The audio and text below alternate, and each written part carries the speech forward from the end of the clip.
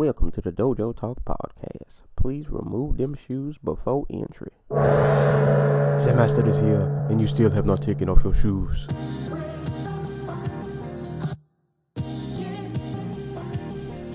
Yeah.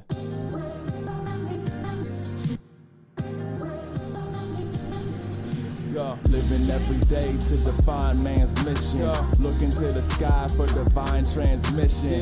Deaf man's vision makes the blind man listen. Eyes on the prize, this is blind ambition. Thank you. Blind ambition. Welcome to another edition of the Dojo Talk Podcast. We are on episode number 36. I am back with my co-host, the Anti-Cool. What's going on, man? Nothing much. It was a good day, though. Yeah, I've had a pretty productive day. A lot more than normal. Before we get started, I got to point out something real quick. I know the listeners don't know, but I feel like we're very, multi-talented. So, I'm gonna pat us on the back a little bit for some talent I've been recognizing. So I don't think I've even ever mentioned it on this podcast, but I've been working on a book for a very, very, very, very long time. And today I hit a milestone. I'm getting close to a respectable first draft that I almost feel comfortable letting someone else read. And you are now a champion knitter.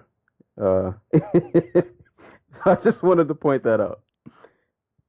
We're very multi-talented, multitasking, jack of all trades, hopefully maybe master one someday. But yeah, man, it's been a lot of fights this week. A lot of fights. And the ones we didn't get to mention last week. Yeah, but we're going to try to cover everything. All of the punching, all of the kicking, MMA, kickboxing, just all over the place. But yeah, we are going to start, I guess. All right, we're going to start with a fight that I was really, really, really looking forward to, and my God, did it live up to the hype and more. Justin Gaethje finally makes his UFC debut against Michael Johnson, and I've rewatched this fight an ungodly number of times because it's just this fight was just amazing to watch. And I expected this fight to be good. I didn't think it was going to be this good. I thought maybe there would be spurts of violence, but Johnson might be able to just kind of pick him apart from the outside. I think at least I thought that he would have the faster, more crisp hands. And I mean, he did. He rocked Gaethje a couple of times. Really, they killed each other a bunch of times. I don't even know how this made it to a second round. But, my God, I don't know. Every standing strike that you can think of was probably thrown in this fight. And Johnson almost got him out in the first. I can't remember if it was an uppercut, but he dropped him to a knee for like a split second. But Gaethje has some insane recovery skills. I don't know what the dude's chin is made of or how he finds ways to keep getting up. But after they both just traded atomic bombs for a round, they somehow last a second round, and then they proceed to just trade more bombs again. But I feel like Gaethje kind of has like that Tom Duquesnoy effect that like when he gets damaged, it doesn't mean you're about to win. He just kind of finds another gear of violence to go into. And God, I can't even remember how that flurry ended. I think it was an uppercut that originally rocked him, and then he backed Johnson up against the cage, and you could just see the look in Johnson's face. Like, he looked so just like completely gassed out. And then I think he caught a knee or elbow, probably a combination of the sort. And then that was it. And it was just, that fight was amazing. That is the fight of the year so far by a country mile. Easily. And good luck to anybody who tries to outdo that fight. Like, I know we got Robbie and Cerrone coming up, but I don't think that'll do it. Like, this fight was wild. Just completely insane. like Gaethje. God, that I don't know what it's gonna take for Gaethje to be stopped in terms of just like people who want to stand and strike with him and like now like just mix it up. Because before this fight, I would tell you that Michael Johnson probably has the best chance of finishing Gaethje in terms of just like get a straight up striking exchange. Just because he's the hardest hitter in the freaking division, or he's harder than a lot of the dudes in the top. He hits harder than a lot of dudes in the top 10. Like Ferguson, great. Ferguson and Diaz, great like pace guys, but I don't think either one hits harder than Johnson. Freaking Khabib's obviously not a puncher. Maybe Poirier or Alvarez, but like at the same time, Johnson is always a dude who just gets taken out of his fight by just being put under a lot of pressure, which is why the Barboza fight was such a weird thing to see him like actually apply pressure because he's always a dude who fights on the outside. Right. But Gaethje broke him. Like he broke him at multiple points in the fight. Actually, like he broke him like a minute into the first round. I was actually surprised when he came back and hurt him like later in the round. But like, oh my god, I can't get over how amazing that performance is. That's the best UFC debut since Silva knocked out Lieben or like JDS knocked out Fabricio Verdum as a complete unknown. But just like in terms of living up to the hype, I guess it's Anderson Lieben. Like you just come in and you go just like straight up toe for toe with a top 5 fighter in your division in the main event of like what's supposed to be the biggest week of the year for your sport, and you just knock him the fuck out in the second round. In the fight of the year. Right, like all of that on your first fight. And I remember too, I think he had posted on Twitter, he had said something about, because Marias had his debut like not too long before this fight, and he was saying how, he thought Marias should have gave more. And I remember when I saw that, I was like, oh man, I hope you don't put your foot in your mouth. I hope you don't say this about Marias and then you lay an egg. But no. Like, here's the thing with Gaethje. Like before the fight, the two things he said that stuck with me are, I'm going to get knocked out in one of my next 10 fights. And I don't care about brain damage. Like when we talk about coaches having to save their fighters or refs having to like save the fighter, like Gaethje's the fighter they have in mind. I honest to God think he'd be okay with dying in the cage. Probably. I wouldn't doubt it. And when he does start to go, he's going to be one of those people you have to drag out of the cage kicking and screaming. Like worse than Lieben and Big Nog and like all those other dudes. Like there's a dude who could end up being UFC champion and 5 years from now be fighting in like a freaking parking lot somewhere for like $500. Just because like he can't stop fighting. You know what I mean? I just gotta wonder, how long does that chin hold up? Because I mean, if you guys haven't watched him before this fight and World Series of Fighting, this is what he does. Like this is basically the best version of every single one of his fights. Because like the 2 fights he had with Palomino, he died multiple times in both of those fights and still, managed to win. I'm like, that dude's chin is just made of just something else. Like he's not one of us. His chin is just his recovery and just like we're talking about his heart and everything like that, but he is one of the most offensively adept fighters in MMA, period. And like I had to defend him a little bit after the fight because like he takes so much damage. But he's an offensive like juggernaut. like some of the shit he's doing, it seems like basic and intuitive, but you don't see a lot of fighters do it. The Timbo uppercuts, where he Right. just sorry, where he literally just grabs the back of your head with his lead hand, like uses it to push you down and into his uppercuts. It's basic shit like that. It just makes him, who is an already heavy-handed dude, just hit that much harder. Like, fuck, he'll take that same position with like his hand around your neck or behind your head, pushing you down, and kick your leg from underneath you. Another thing, he's one of the best leg kickers in the sport. Yeah, I was gonna say with him, it's not just hands that you got to worry about because he throws leg kicks like I don't know, like it's programmed. Like Dude, like every 5 seconds there's a leg kick coming, and like they hurt. Like these are full force, I think they want him to fight. Like Johnson was trying to get away, but every time he was getting away, like Gaethje was just kicking his legs out from underneath him. Like Yeah. he was forced into that firefight.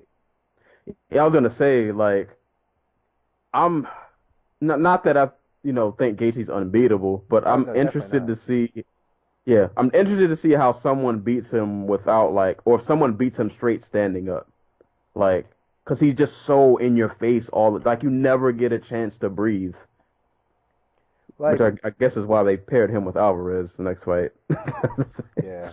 Oh yeah, they already announced his next fight. By the way, he's fighting Eddie Alvarez after he does Tough 26, which fair enough. I don't think either dude should be fighting for like the next 3 months anyway. Yeah, about to say yeah. Considering They after, they yeah, they both need just time off. came off fight of the years where they took a ridiculous amount of damage. But like Gaethje, I could see Gaethje beating Barboza. Like I Definitely. could definitely see him knocking out Kevin Lee. I can definitely see I could see him beating Alvarez. I could see him beating Poirier, and I could see him beating Chiesa. Like I definitely see him beating Pettis at this point. So like we're talking McGregor, Nurmagomedov, and Ferguson. Oh man, him and Ferguson. Definitely. Like I think McGregor beats him outright.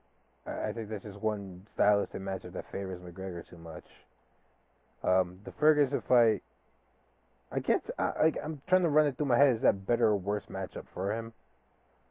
I think better because I think I think he stands a better chance against anybody who's willing to engage. Yeah, Because Ferguson's kind of it's a wild man, but and Ferguson's also the dude who was literally jumping into Edson Barboza's punches and ate every single one of them. You know, that is true. That is true. I can't. I don't know. I obviously favor Ferguson just because I think he can mix it up a little better. Yeah, but Um, I just want to see Gaethje fight everybody. yeah. I want Gaethje to fight everybody for as long as his career can last. But But I think he could beat Khabib, to be honest with you. Like, if a lot of what we think about Khabib as like a wrestler and like a striker and just like an all around fighter has kind of not been proven yet, I want to say. Because this is still oh a no, good. I'd say the wrestling part after that mauling of Johnson. That's I'll the give thing, him. though. Like, what, freaking, our boy, the sports sound off mentioned this. This is the same dude who got out wrestled by Reza Madadi. Like, do you remember that? Nah, I don't think because I wasn't like big on Khabib at first, so I No, don't. no, no, no. I'm talking about Michael Johnson. Oh yeah, yeah, yeah. Oh yeah, he did lose that fight. Not just lose. He got like ransacked, like Yeah, just yeah. straight up taken down and powered through. He has a So few of those losses that are kind of like, like hey, no, he's an inconsistent fighter. He's definitely better than he was like 4 years ago. I'm not trying to like throw shade on Khabib or Gaethje's win, but that was a fight that stylistically favored Khabib a lot. So it didn't surprise me when it didn't surprise me when Johnson broke in this fight. It didn't surprise me it didn't surprise me that Nurmagomedov was able to just beat the shit out of him once he got him down in their fight, because Johnson's just a guy who fades down the stretch, especially if he's not going his way. Yeah, and in this fight, I mean, he had chances to win, but Gaethje gonna Gaethje. Like, Yeah.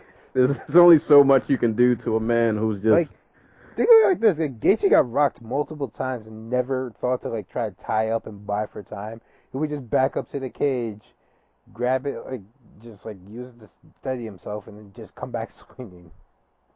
That's another thing that I don't think people even know. Like, Gaethje has a wrestling background.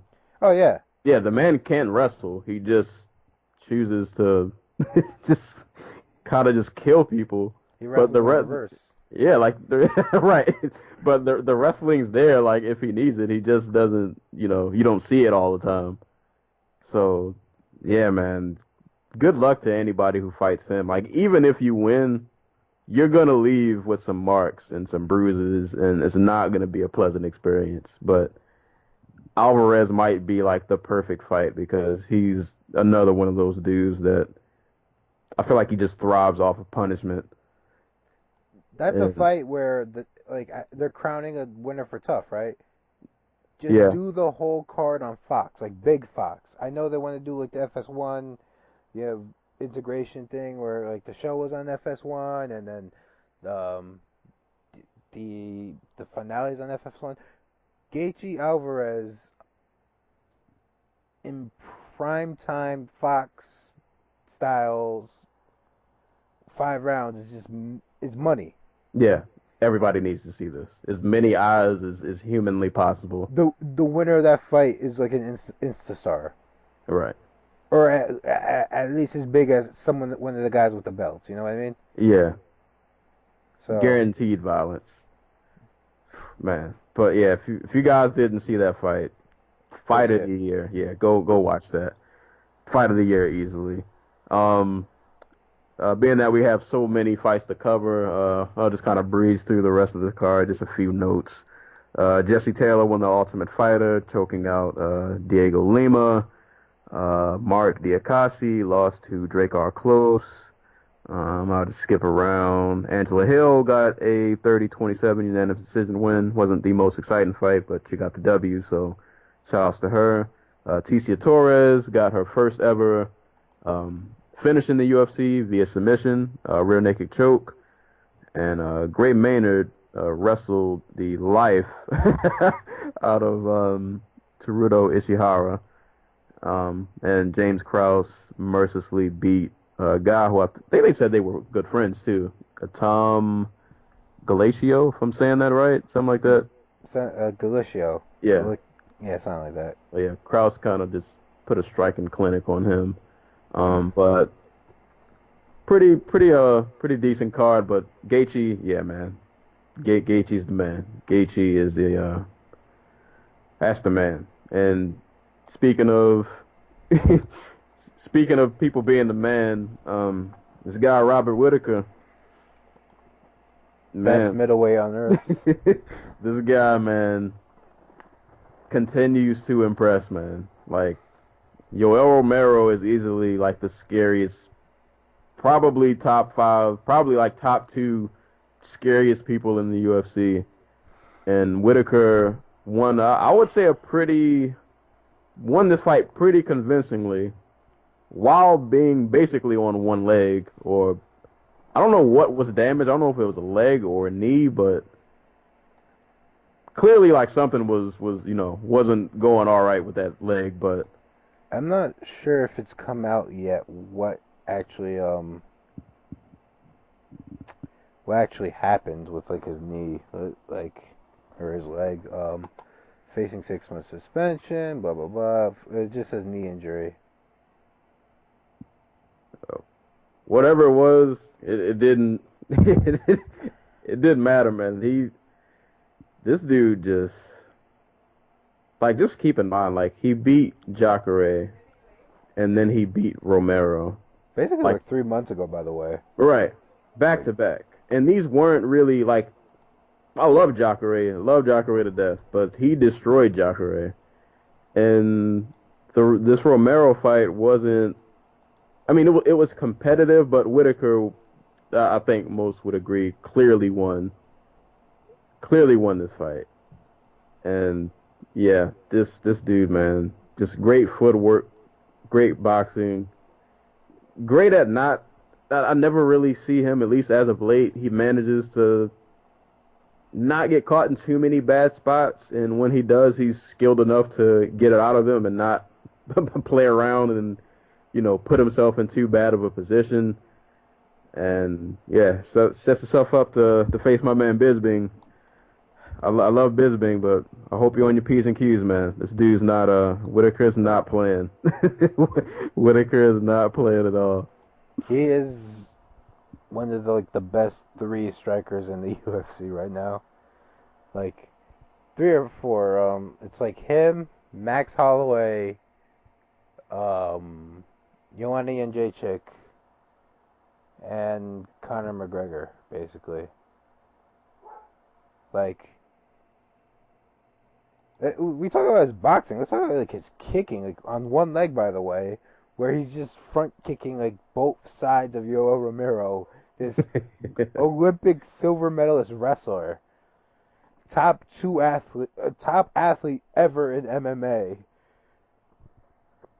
and making him look just utterly ridiculous in the last 3 rounds of a fight where he only has one leg. And those are the rounds that won him the fight, by the way. Right. I had him winning the first, but the judges had him winning. Yoel Romero winning the first 2 rounds.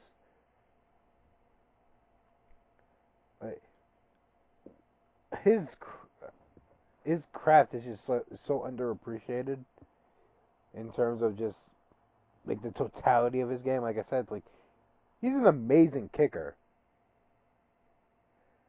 Amazing defensive wrestler, which I don't think we fully appreciated until this fight.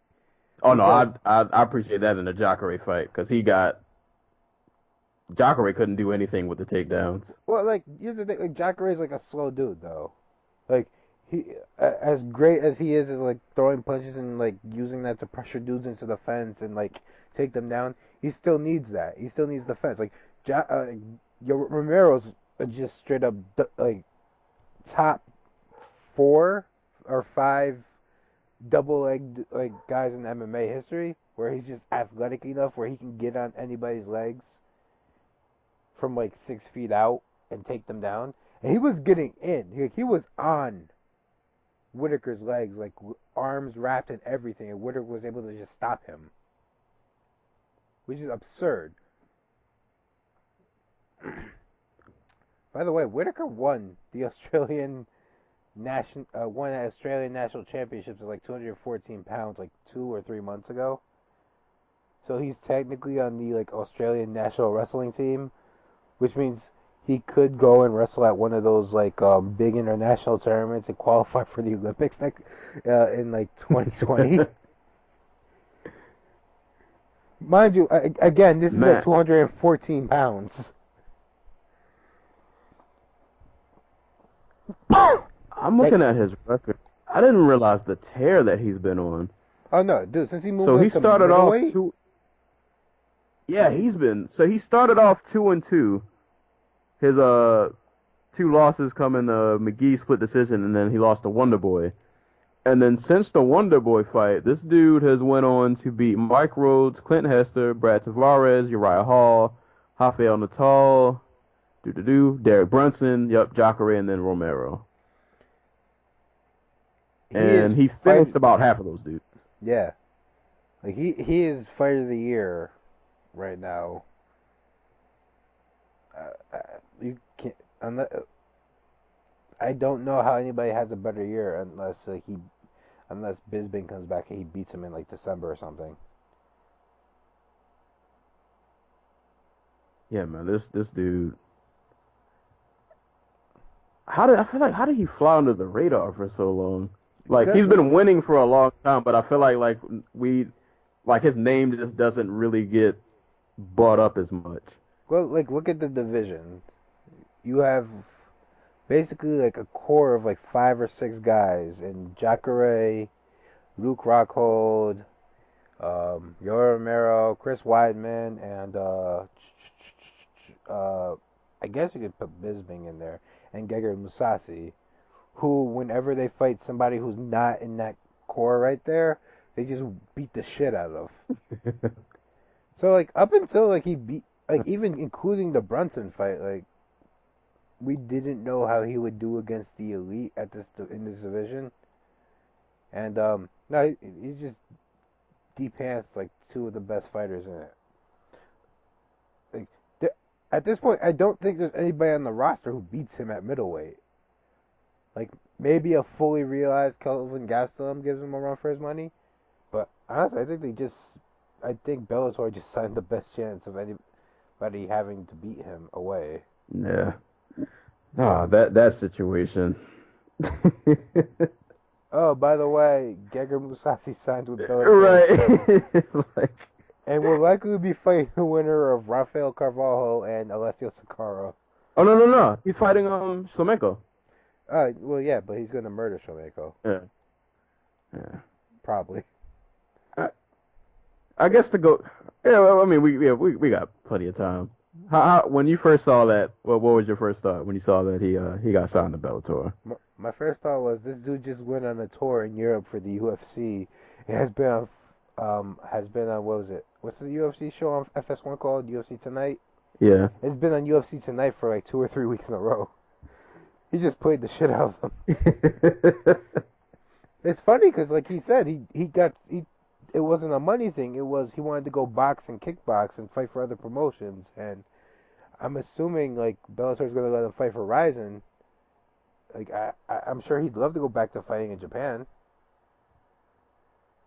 So that probably is a huge part of it. But I also think he was the best chance anybody had. Like he was the best fighter in this division to beat Robert Whittaker. Yeah, I was hurt, man. I feel like losing Mousasi, like we just got robbed of a lot of good fights that could have potentially happened that will never, well, I say we'll never, but, for the time being, we won't get to see. I was interested in the Weidman rematch just because that first fight was so bananas. Yeah. I would have been interested in that. Definitely would have loved to see him fight Whittaker. Definitely would have loved to see him fight Bisbing, whether if it was for a title or not. Even a Rockhold fight would have been awesome, but yeah, I feel sorry for that middleweight division over in Bellator. You guys got, yeah. Carvalho, man, you better hold on to that belt for dear life. Dude, And, I'm thinking about it. Like this division has cannibalized itself.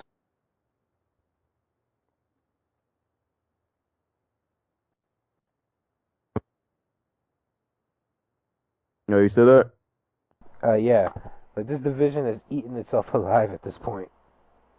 Like Weidman's about to freaking. We don't know what's about to happen, but Weidman's potentially about to get his 4th loss in a row, potentially by knockout, because we all know he can't go past the 2nd round. So if he doesn't get Gastelum out of there in the 2nd round, there's a good chance Gastelum knocks him out down the stretch. Then you have Luke Rocco, who just can't stay healthy. Jacare, who I know Whittaker's like Whittaker probably in hindsight was a terrible matchup for him, but he's also pushing 40. He's also only getting older. And Yoel Romero, I don't know when like him being a super freak athlete is going to stop, but he's also 40 years old now. So, and a lot of these guys have fought each other. If they continue to fight each other, they're just going to continue to get more worn down. So, we could see Robert Whittaker run this division for a very long time. Yeah. Hey, man. I like how we're not even talking about Bisping. I'm definitely intrigued. Hold on. Before we get to the actual match between those two, the post fight when Bisping like jokingly handed him the belt, and Whitaker's like, "Can I really have that?" And then Dana just immediately goes down and grabs it. It was such like a funny, awkward moment. But I think him and Bisping is gonna be a pretty fun fight. Um, I wear my biases on my sleeve. I'm always rooting for Bisping. But if Whitaker knocks his head off in like round 1 or 2, I definitely wouldn't be surprised. Yeah. But I think it's gonna be a that might that might happen, and it scares me because I feel like Bisping's best weapon definitely is like his cardio. Dude can just somehow, I don't know how, but he's a machine when it just comes to being able to just keep a pace, and even when he takes damage, he just seems like he doesn't really slow down much. But other than cardio, when I look at this matchup, I'm not really sure if he really has an advantage anywhere else because he. Like, even his cardio advantage. Like, we're talking about a dude who had one leg, who went up against this big, powerful wrestler who's literally the best athlete this sport has ever seen. And he was still fighting at a faster pace in round 5 than he was in round 1. Right. So, And still like moving around and using footwork somehow still on one leg. Yep. So Yeah, and like I'm not sure where Bisping wins this fight. yeah, but then you know what? I say that about as big as I'm a fan of him. I say that about a lot of his fights, and somehow he can find ways to pull it through. He might eke a very close decision that probably could have gone either way. But I know if he eats one of those hard shots, man, that might be Slump City for him. I'm trying to think of a title fight where I thought, or even the odds makers thought, like that the champion had such a small chance of winning. Like, the only one I can think of that comes close is the Esparza Jędrzejczyk fight, where I knew like 5 months before they fought that Joanna was gonna knock her out. Yeah, the road for Bisping does not get any easier. Definitely does not get any easier. Man, you want to be the king, you gotta defend the crown. Yeah. He about to die. I'm sticking by my homie. If anything, I like Whitaker, so Whitaker the loss is no shame in that. I would just hope he puts on a good performance, but I'm not gonna count my man out. I know people hate him, and I get it, I understand, but I believe that people are champions for a reason. Nobody gets to the top based off of a fluke, so I always give him a chance to somehow pull off a win, but this is probably one of the hardest fights like he's ever gonna be in. So I hope he's on his P's and Q's, man. I'd be lying if I said I wasn't a little bit nervous for him. But yeah, props to Whitaker, man. Dude is an animal, to say the least. Moving on down this card, you want to brush over this trilogy? Fabricio Verdum and Alistair Overeem completed the worst trilogy in combat sports history in truly fitting fashion, by which I mean the judges gave Overeem a majority decision win in a fight where he got the shit beat out of him and landed 4 punches in the first round, which 2 of the judges gave him. To be honest, I don't remember this fight all that much because I definitely didn't rewatch it. I mean, I remember the part where Overeem got, put on his ass. I remember that. The third round? That was the third round. Yeah. The judges gave Overeem a round in which he landed 4 punches, in which he threw 10 punches. Yeah, this was such an Overeem Verdum fight. Like, think about it. These guys have fought drastically different. Like, at each point in their career, they are like at drastically different points in their like style and approach to fighting, and their philosophy. But all three times they've come together, the fights have sucked ass. Yeah, I don't. I was hoping for something different because, yeah, like you said, like at this point in their careers, I feel like they both improved in some ways, but it's like when they fight each other, like I don't know what happens. They Like bring out the worst in each other. they do. Somehow they bring out the absolute worst in each other. But I don't know, I have a terrible sense of humor. Somehow I was mildly entertained by this fight just because I knew it was going to be shenanigans and Oh no, this was probably the best of the three fights. right, which isn't saying no, which isn't saying a whole lot. But yeah, man, I mean, I guess props to Overeem for winning. I don't know if this is enough to get you a title shot, but then like the way heavyweight is, it's like No one cares. you're right. Not even just that. Like who else? Overeem has 2 wins in a row. It's like there's no one else you could pick. I mean, we can say Kane, which I definitely want to see Kane and Stipe at some point. That's like a dream fight for me, but I don't even know what Kane's health status is right now. So and I feel like nobody even mentions him. I don't even know what's even going on with Kane. And I mean, outside of Kane, you got Ngannou's not really proven he hasn't beaten a top guy yet. So Overeem's he's just kind of there. Like he's just kind of there. He gets it by default. Yeah, right. Pretty much. Steve has to fight somebody. Man, oh man. But yeah, that trilogy. Hopefully that never happens again. We definitely don't. We need these two far away from each other. But on a more positive note, Anthony Pettis returned to lightweight to fight Jim Miller, and he looked pretty good, man. I was happy at what I saw. This was the best Pettis I've seen in a very long time.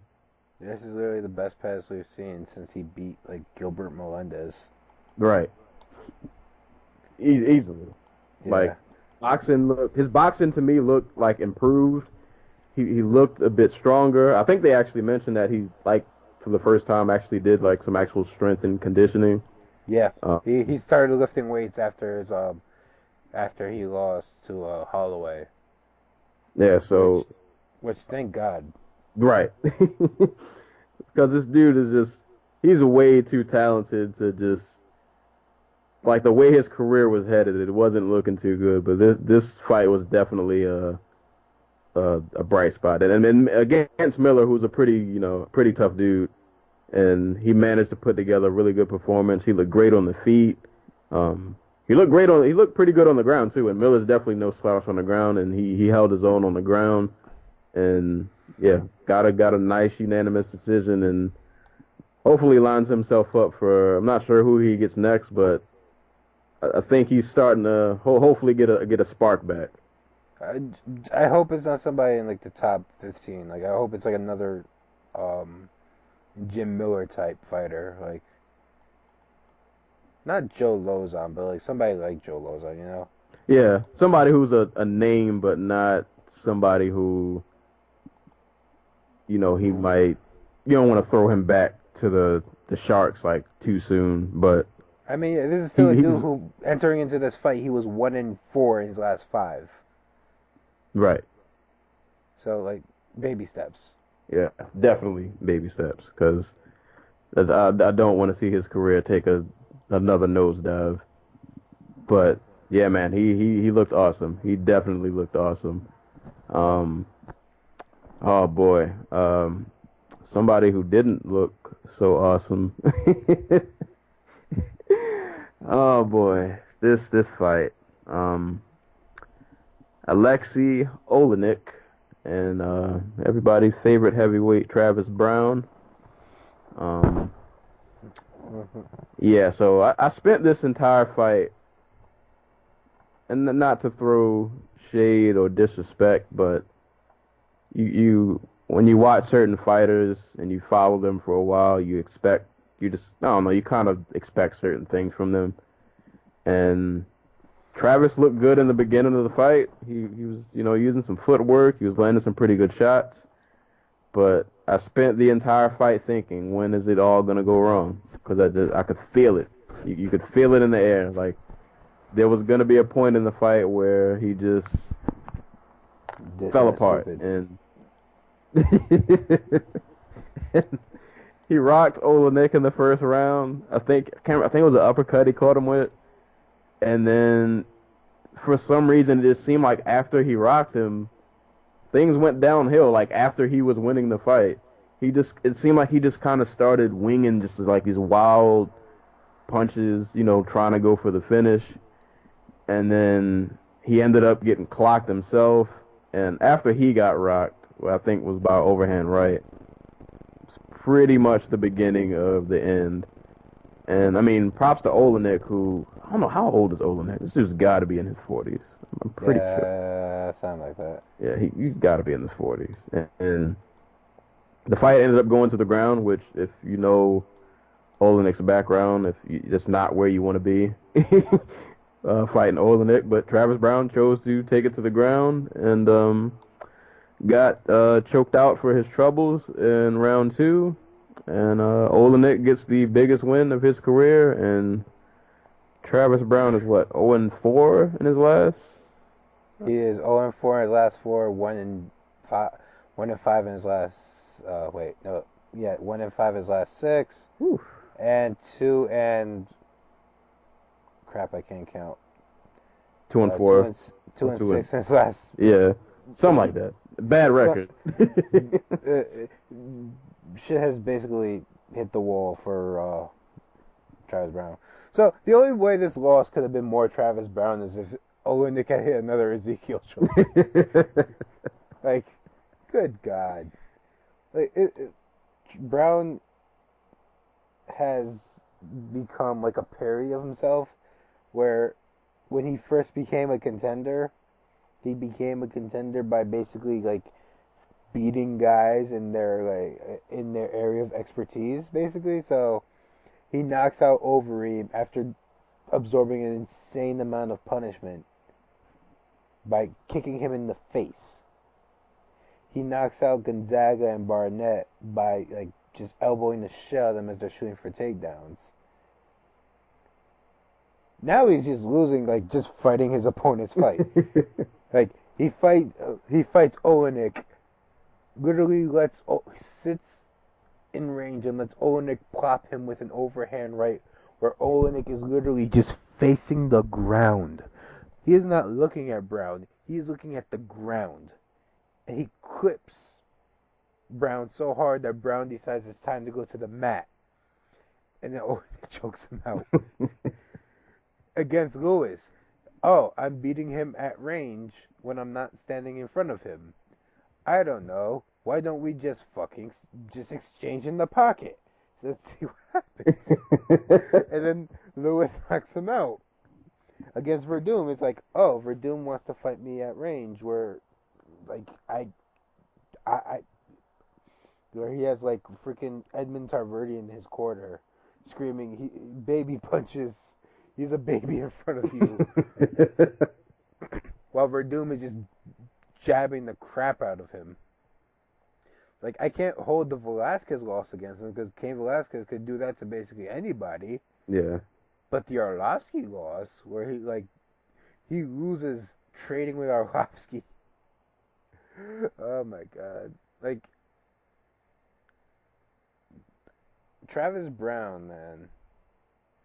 Just like the fastest decline in like MMA history, except for like Crow Cobb. Maybe this is just a thing that happens to certain heavyweights where like they're just cooked.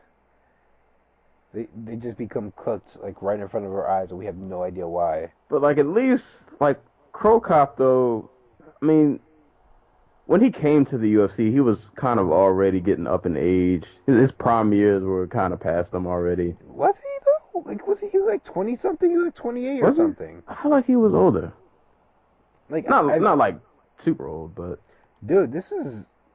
Hold on, I have to check my facts here, but like I want to say this is the same year let's see, UFC. He debuts at UFC 67. Literally,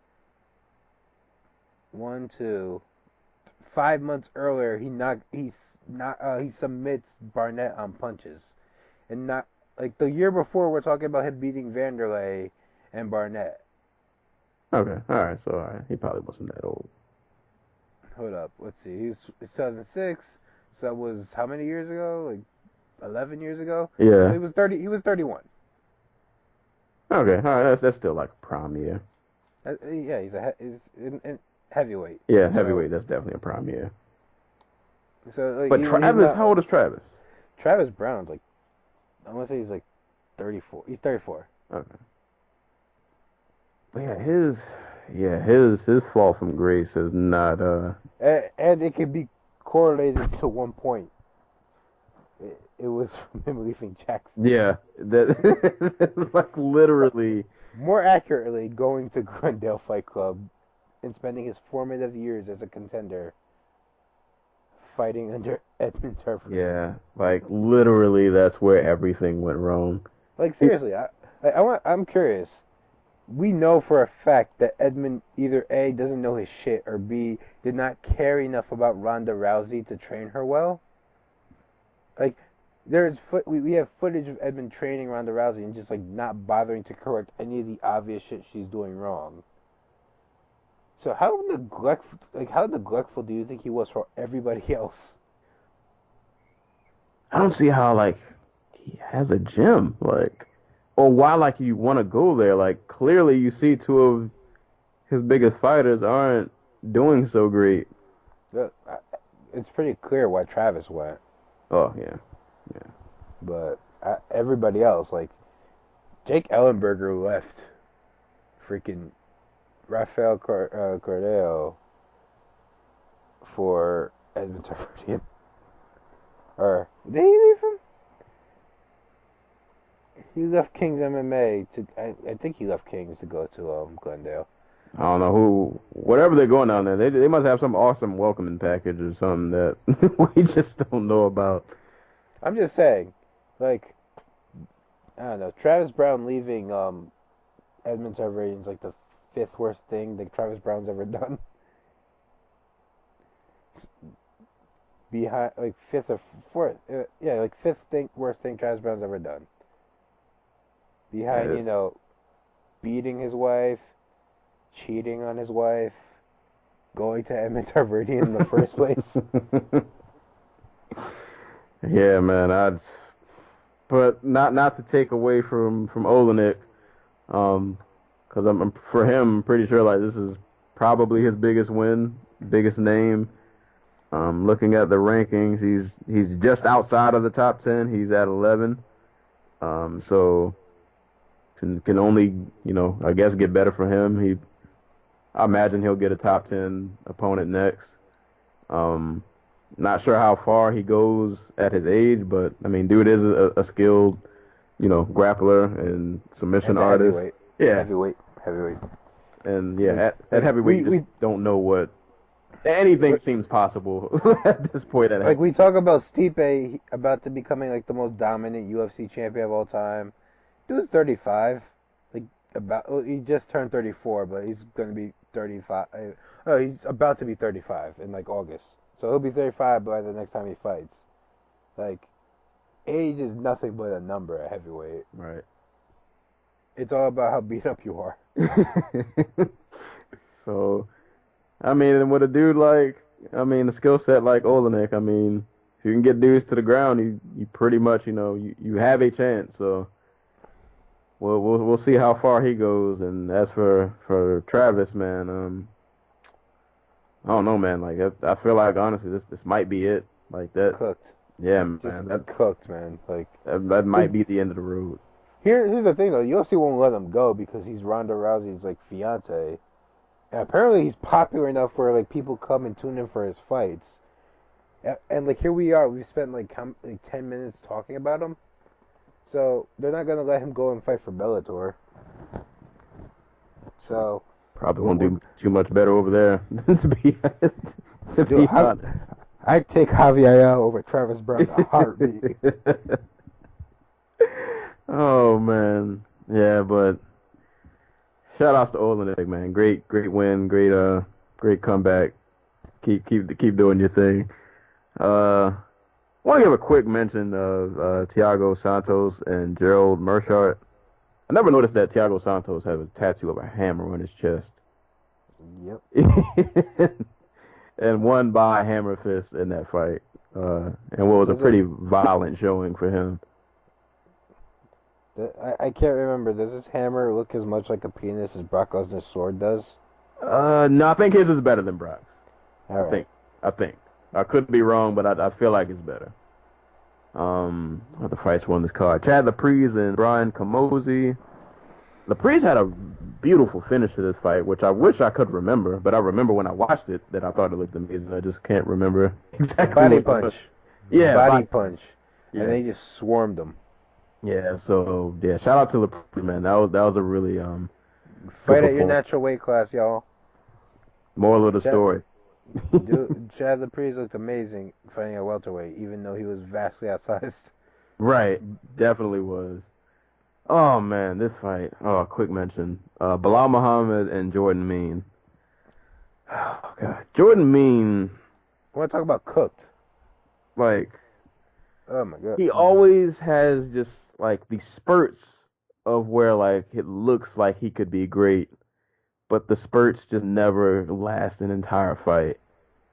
And I think in the case of this fight, like he looked pretty good in the first round, and then it's just like after the first round, he just, I don't know, just like he just wasn't there anymore. And it's crazy because he's a really young dude, but like for people who don't know, like Jordan Mean's been fighting since he was like 16, something crazy like that. Like, so even at like as young as he is, he's taken so much damage. Well, not only that, he's also had like 50 fights. Yeah, like we know about like 40 of them, but like he's definitely had some like smokers in the back of gyms in like Canada, right. Just like trying to get fights. Like, I know like boxing does it. Like Canelo started fighting professionally when he was 15. A couple other dudes who out of Mexico, like, and you hear about all these amateurs with like 400 fights in boxing by the time they're like 21. But like, do not let your freaking kid fight grown-ass men at 15, 16 years old and expect them to be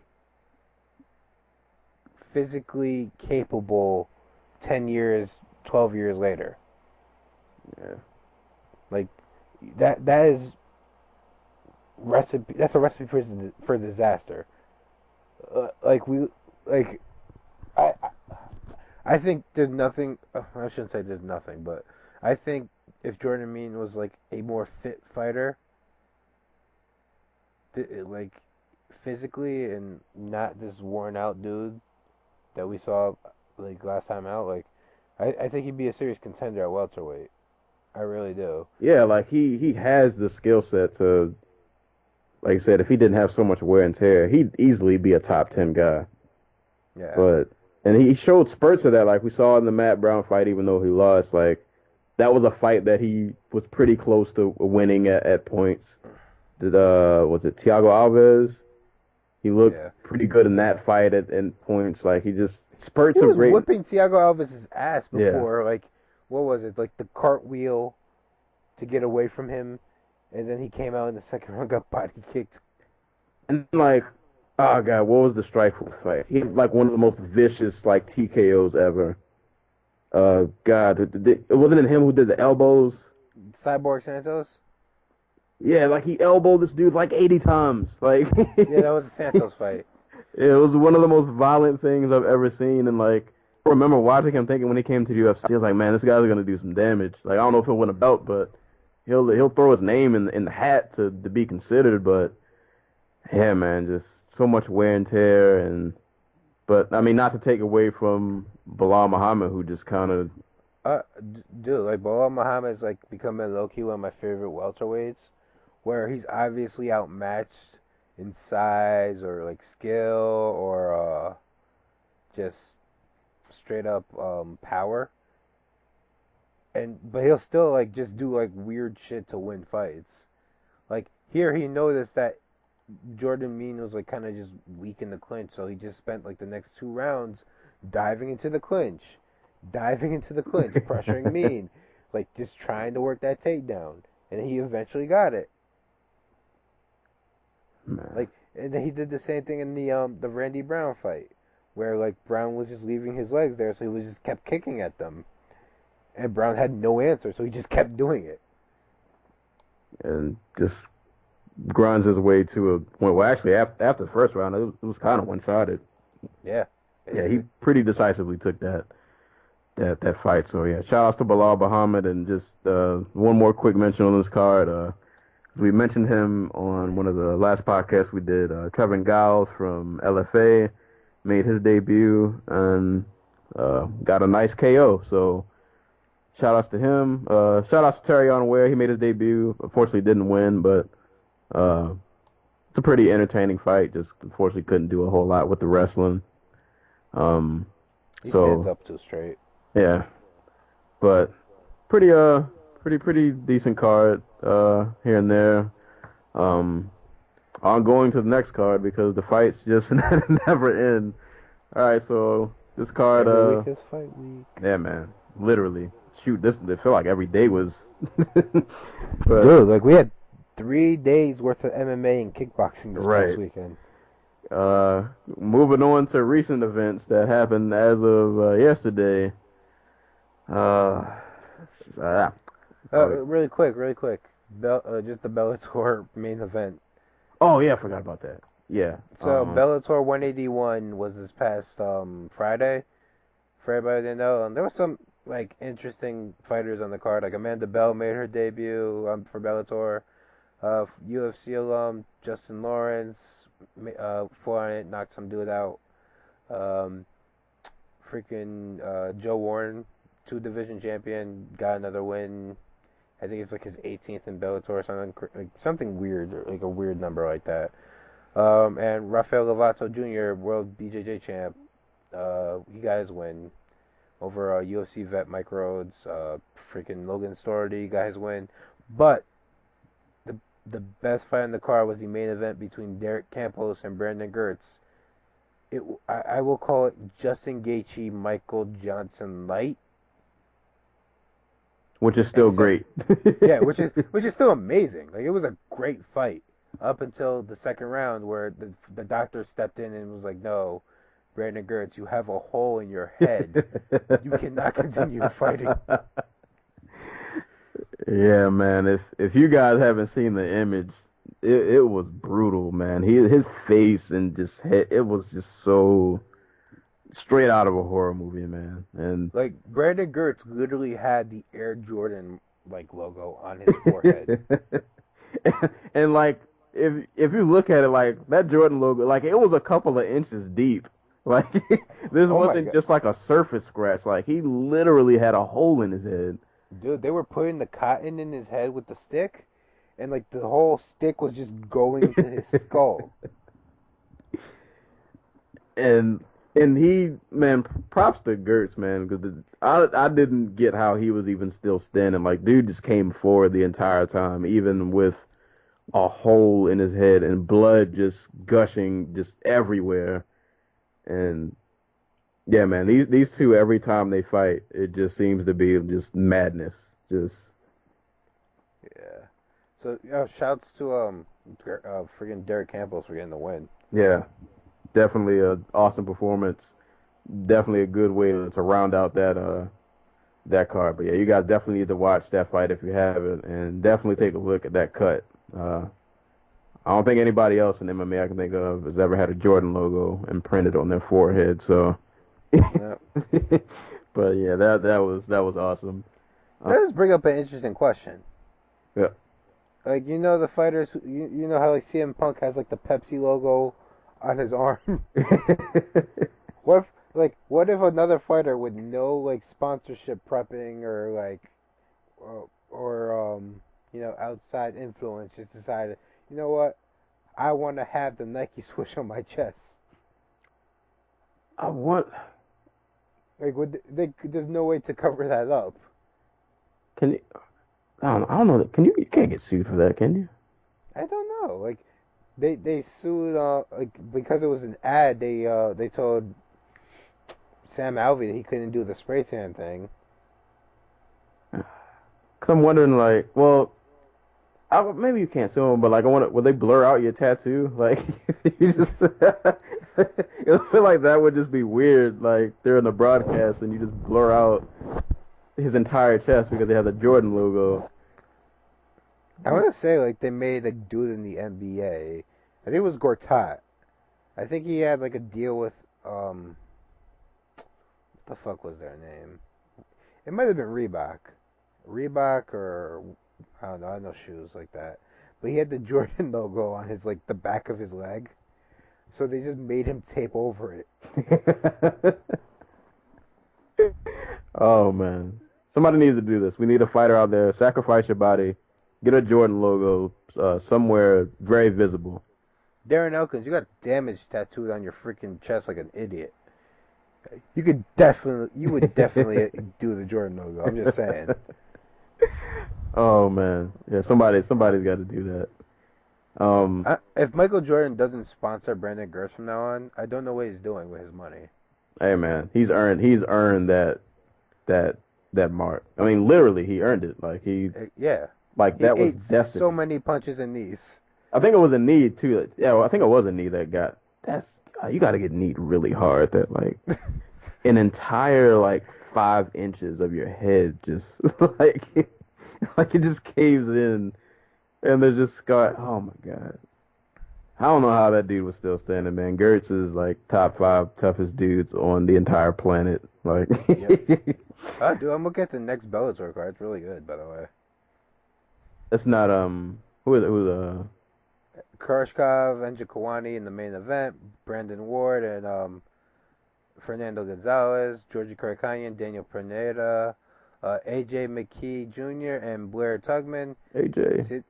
Talita Nogueira makes her Bellator debut finally against Gabriel Holloway.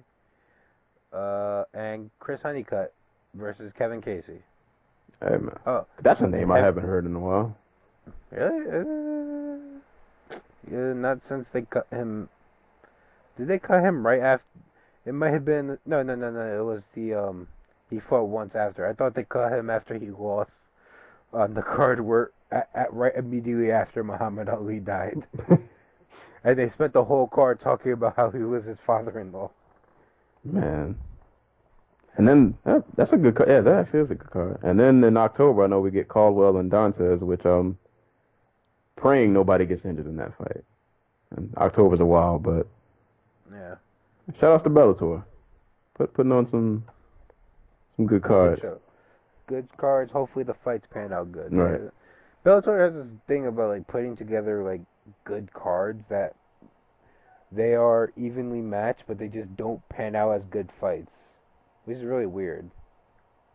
I feel like they're okay. They're okay fights. It wouldn't be Bellator if it didn't, though. Yeah. That's just a Bellator thing for some reason. Yeah. Sadly. I'll let you handle this main event. I'll let you kick this off since your boy got the W. Yo.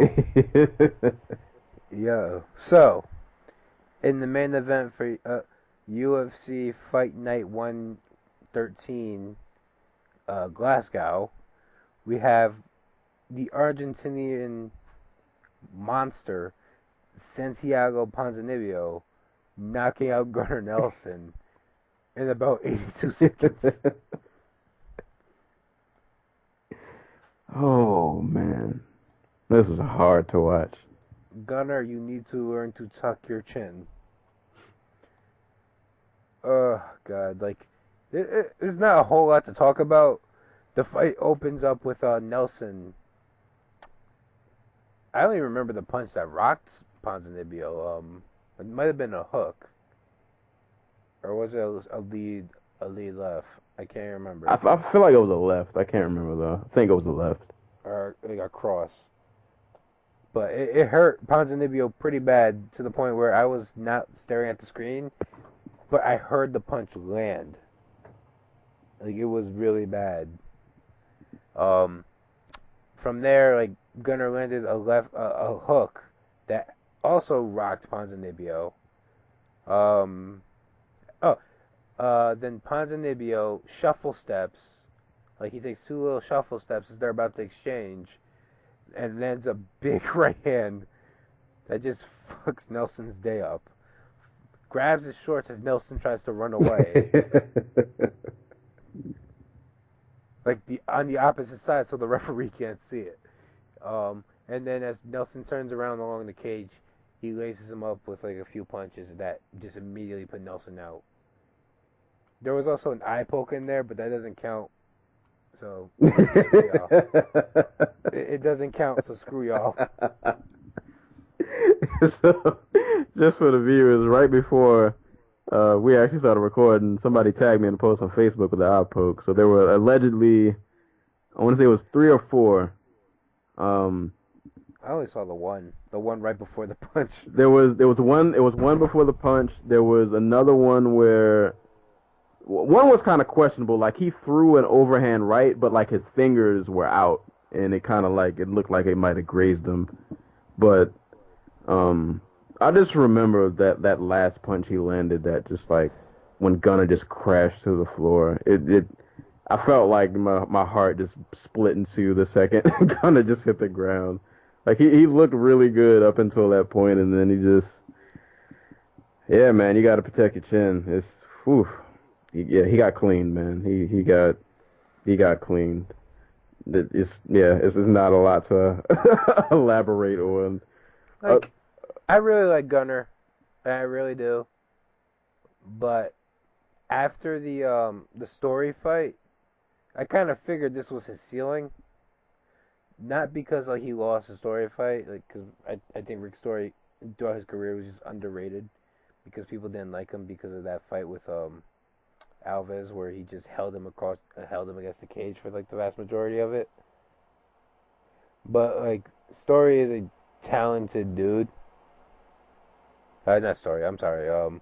Nelson's a talented dude, but he refuses to learn from his mistakes. Like. I can't remember the words exactly, but paraphrasing, like after the story phase, like, yeah, no, I'm just going to go double down on what I've done so far. And, like, that's just not a recipe for, like, success. I think he said the same thing after he lost to Maya, where, like, would you do anything different? He's like, no. Like, I get not having regrets, but, like, part of being a martial artist is to learn from your mistakes. He hasn't really done that. Which is why I favored Ponzinibbio in this fight going in, because I thought Ponzinibbio was going to win it like on cards. Like I didn't expect him to knock Gunnar out in 90 seconds. I definitely did not expect that. I don't think anybody saw that coming. But I thought he would he'd just be able to eventually like I think once he had Gunnar's timing down on that right hand or left hand or whatever, because I can't remember if Gunnar's like a southpaw or orthodox. I think he's orthodox. Once he had that timing down and once he had his tells down, he'd be able to just like do what Story did, is just put volume on him. Even if it's not landing, it's like scoring on the judges' scorecards. And I'm really happy that Ponzinibbio won, by the way. In case you all couldn't tell. Because Ponzinibbio, first non-Brazilian Latin American contender we've had. Possibly, like, ever. I'm trying to think of one off the top of my head. Like, this might be the closest I ever get to, I guess you can count Valentina Shevchenko. Peru. I'm definitely counting her. But first male, like, Latin American fighter. And this could really open up a lot of doors. I didn't realize Gunnar was ranked number 8. Yes, he was. And Ponzinibbio was, like, just in the top 15. Yeah. So, yeah, I'll be, I hope he gets the winner of Robbie Law or Donald Cerrone. You think they jump him up that far? do you want to run him against somebody who just like I can see them giving him Jorge Masvidal, but like, do you really want to do? Like, I'd be down I for a Dos Anjos fight. True. I'd be but down for that. But I guess though, I don't know what they do with him. I'd love to see the Lawler Cerrone fight just because I think stylistically that makes all the sense in the world. Like this big bruising puncher versus boxer versus like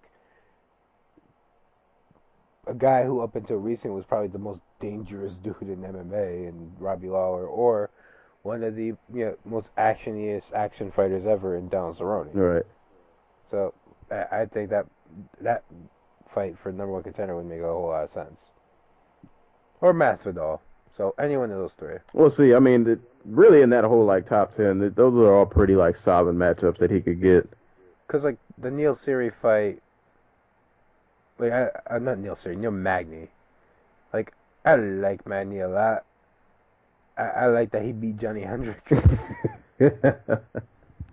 I don't put a lot of stock in a top 10 fighter being Neil Magny. Like, I'm sorry. I know he beat Gastelum, I know he beat Hendricks, but there's just something about his style that just screams, like, I'm here to be beat for guys who are really good. And I think Ponzinibbio is really good. We'll see. He definitely put some people on notice. I was not expecting a chin check of that magnitude. Hey, if anything, you expect like Gunnar to be the dude to put him down. Yeah, did not expect to see Gunnar on his back like that. But yeah, awesome win for Ponzinibbio. Really, man, this entire card was pretty solid from top to bottom. Cynthia Calvillo and Joanne Calderwood. Calvillo, what, 2-0 now? UFC? 3-0. 3-0? Dude, I like to point out, Calvillo's only been a pro fighter for like 11 months. Yeah, man, she's doing work. Like, she's already a top 10 fighter. yeah, she is doing work. And against JoJo, who's a very, very good fighter, man. And I was impressed. I know it probably wasn't the most action-packed fight, but Calvillo, man, I think she's the real deal. I want to see her. I want to see how she'll do against like a top name. I don't know if she'll win, but I'm saying slow your brakes on her because again, she's only been fighting for like 11 months pro. Like I know she has amateur experience for like 2 or 3 years. She disappeared for a couple years and then she went pro. But like, I don't need to see her go fight a Claudia Gadelha or Joanna Jędrzejczyk her next. Like no, definitely not that. Like I'd be down for Calvillo, down to Michelle Waterson, Calvillo, Carla Esparza. So anybody from like I think that like Felice Herrig. Yeah, like that 5 to 10 range. I think she could hold her own against anybody in this 5 to 10 range.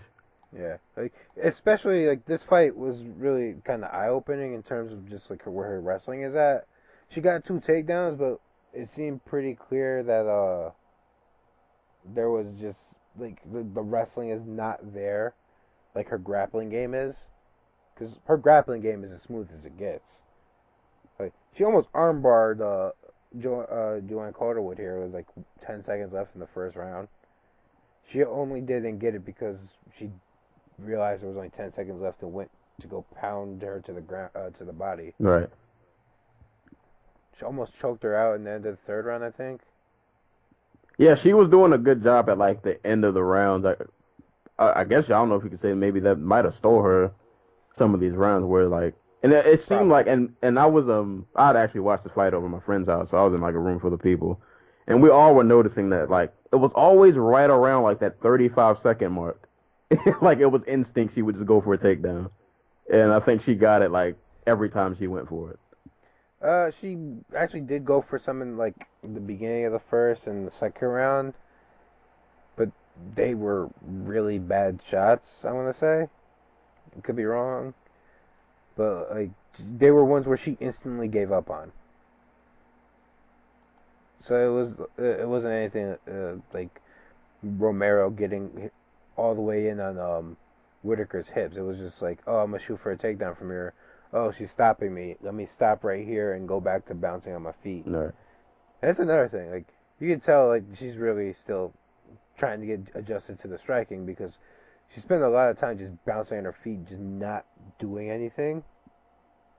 And it wasn't like this. It wasn't like Dominic Cruz, like who's out there like, oh, I'm gonna bounce here, and it's a part of my pattern, so I have an escape route.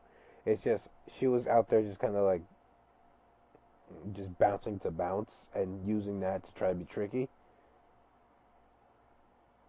Kind of surprised Calderwood didn't take more advantage of it by throwing more leg kicks. Like she threw quite a few, but like I think Kavia was there to be hit more. But Kavia did a really good job just striking with her. Yeah, I thought Calder would have had a clearer advantage on the feet, but it seemed a lot closer than I thought it would be. Like I edged it out towards Calderwood, and if this was just like straight up striking for like 3 rounds, but Cavillo definitely kept it close and was really tagging her at a few points. She would throw like 4 or 5 punch kick combinations, and like maybe only one punch would land, but it would be like a one punch where like it was a really good solid shot. Right. It wasn't like glancing. And props to her for being in a co-main event. Dude, she's one of Dana's favorite fighters. Yeah, man. She's rising up there. Team Alpha Male bonus. Hey, as long as you're performing like that, I won't. I'm not gonna question it. So yeah, shout outs to her, man. That was a really, really good win. And speaking of good wins, speaking of violent wins, Paul Felder and Stevie Ray, elbows everywhere. Very elbows violent. and knees, bro. Just, I like watching Felder fight, man. This dude, win or lose, man. I feel like his fights are normally pretty entertaining, and this fight was just vicious. Just, oh my god, those elbows were just, ugh. You don't come back from those. Like you just don't come back from those. I don't really know what else to say. Like you get elbowed that hard, there's not a lot of options other than to just lose. I don't know what else to really say. But what a shitty night for Scotland. You have one guy win on the entire card. Who got their W? I'm trying to look and see. Denny Henry. Oh yeah, we'll get that. That was an awesome fight too. Yeah, but he was the only Scottish fighter on this card that won. Man. Yeah, like Stevie Ray and Paul Craig, not good nights. Yeah, but Felder, double collar tie, knee, elbows, just simple, violent shit from Felder. Love it. Like you said, there's not a whole lot to talk about other than I don't think Stevie Ray's ever fought like extensively in the clinch with a good clinch striker. So I think that might have cost him. That's scary, man. Because he was not doing anything to fight the tie, like the collar tie up. Like Felder just had his way. It wasn't even like his back was against the gate. It was like they were both like just leaning up against the gate. And Felder just cracked him with a knee up the middle, and just you could tell almost immediately if Stevie Ray wasn't getting up because his legs went over his head. It was just like he was just like sitting there. Yeah, like that's crazy. Like Felder's a really talented dude, and he's not even ranked top 15. Like, nah, he keeps losing. But yeah, he has had some. Yeah, he has had. Every time he gets like a veteran name, he like just comes up short. Like he lost to Ross Pearson, he lost to Francisco Trinaldo. Neither one of those are bad losses, but like Ross Pearson's also a dude Stevie Ray beat. But man, but yeah, man, Felder was the man that night. Those Dude, helpers were beautiful.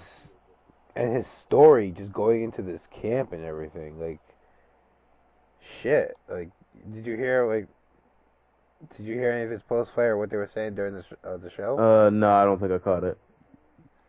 His dad died like a week before his camp started, Oh, and he literally walked to the cage with like his dad's ashes in a necklace. oh no! I think I did see that. I think I did hear something about that. Hey man, he performance of a lifetime. Then that was, ooh. Anybody who has to go against that dude, man, you protect your neck. Definitely, man. That was some violent, just there was a lot of violence on this card. I guess I'll kind of skip the Marshman and that fight. Speaking of violence, and you mentioned his name earlier, Paul Craig, unfortunately had to meet Khalil Roundtree, and yeah, this fight didn't end too well for him. Khalil's just a really, just freakishly strong, like athletic, powerful dude. Dude is Yoel Romero light. Right. Light, like a light, but damn. But this dude just hits incredibly hard for no reason. It's ridiculous. And yeah, man, Paul Craig. I mean, the fight, I think it only lasted one round, and yeah, he's kind of. It almost seemed like he had like he knew he was gonna win. Like there were points in the fight where like he completely just had his hands down, just. Dude, he was just fucking air humping at one point, trying to get Craig to like commit on something. Right. It was very Anderson Silva-ish, like with like it was almost like a disdain, like he just knew he was gonna win, and yeah, my God, did he? Oof. Yeah, that's the dude you don't want to get you don't want to get cracked against. Your chin might not hold up too well. It was really interesting. Like Craig committed to nothing in this fight, by the way. Like he spent after Roundtree showed him like just how hard he could hit. Craig kind of just like shut down and spent a lot of time circling. He's always been a dude that kind of thrived in like chaos and like scrambles and stuff. That's where a lot of his submission wins come from. I was really expecting him to go out there and just try to not muscle Roundtree, but just like wrap up with him and try to end up on the ground, because Roundtree is notoriously bad at defending takedowns, like absurdly bad. But as soon as Roundtree just planted his feet and threw a punch, like Craig shut down almost instantly. On Roundtree's side of it, I was really surprised. I wouldn't say surprised, but I was happy to see like he didn't just go out there and try to blitz Craig immediately. He was really patient. He tried to draw Craig out. Craig wouldn't come. Craig wouldn't give him anything, so he would throw like a 1, 2, 3 punch combination sometimes. Mostly just flinging that freaking right hand. But he managed to catch Craig. It looked like Craig was finally about to commit to something. But it was literally Craig just dunking into Roundtree's chest at the end of the first round with like 11 seconds left. He ducks with both hands up in the high guard, and Roundtree cracks him with an uppercut right between the hands, and knocks him knocks him down, and just proceeds to land some vicious ground and pound from there. Yeah, and that's all she wrote. Yeah. Oh, let's not forget the Roundtree just standing over Craig's freaking half-conscious carcass. It was so disrespectful. Like, you think he's going over there to like, I don't know, some dudes, they knock somebody out, but they go over to check on them and make sure, they're like really okay, not hurt bad. Like, no, he just stood over him. Like, I don't know what Craig said to Roundtree to make him so angry, but like the Scottish fans were not having it. Yeah. Yeah, it was weird. I don't know if he addressed that like in the post fight. It was like No, he was just like I came to do what I was gonna do. He was very like businessman about it. Like I think he made like some snide remark about like not like just like about Craig and just in general, but I don't think he said like what Craig did to piss him off. Apparently, Craig has a mouth on him because Stevie Ray, he has beef with Stevie Ray. Apparently, like Stevie Ray was putting up like a GoFundMe so he could afford the train and for at TriStar, and Craig sent something on Twitter about like that's not what GoFundMe's for. Um, you and your wife should stop popping out children, and maybe you'll be able to afford the train. Like this is all alleged. I don't know if like Craig actually said these things, but that's what Stevie Ray said. That's why he said he hoped Roundtree would knock him out. Well, he definitely he definitely got his wish. Point being, I don't think it'd be like a huge surprise if like Craig said something to Roundtree at the weigh-ins and like Roundtree took it to heart. Yeah, because you don't stand over somebody like that, like just on a whim. Like that, there had to have been a past something. I mean, Roundtree might be like insane. That could be. He could just be like insanely or just like an insanely bad person. We don't know. We don't know anything about Roundtree. We don't, other than he hits incredibly hard. And he has like one of the best finishes in the history of tough. Man, and he's a light heavyweight. He's at 5. And he only weighs 203 pounds, which I find hilarious because he is a monster of a man. Oof. But yeah, awesome win, very violent win. This next fight, yeah, I just kind of brush over it because it honestly wasn't a whole lot to talk about. Justin Willis beat James, I'm gonna butcher his last name, Mulheron, something like that. James Mulheron. Mulheron, there we go. Unanimous decision. That fight wasn't a whole lot to. Honestly, it was not a. It wasn't good. Yeah, it was not a good, and it really sucked because we'll get to them. The prelims on this card were amazing. And then you get to the Willis fight, which kicked off the main card, and it kind of sucked the life out of everything for a little bit. But these prelims, man, Danny Roberts and Bobby Nash was a pretty good fight. And I thought Bobby Nash looked pretty decent, and then he got cracked with a left. And that seems to be like what Bobby Nash is just like built for in the UFC. Yeah, because this happened in his first fight in the UFC too, where he looked good in the first round, and then just got faded in the second. Man, and he got cracked. Like that left hand was bad business. Like, dude, it was set up beautifully too. Roberts landed like a body kick that just landed straight across Nash's chest, and you can see Nash like as Roberts goes to throw the punch, like he doesn't see it coming because he thinks it's going to be a kick, like something to the body. Like you can see him like just kind of like duck into the punch. And it just oof. Props to Danny Roberts, who probably like. Did he get rocked in this fight at all, or knocked down, or anything? I'm pretty sure in the first round I thought he ate like a pretty hard shot. Alright, then never mind, because Danny Roberts, former pro boxer who just gets continually hurt in every single fight he's in.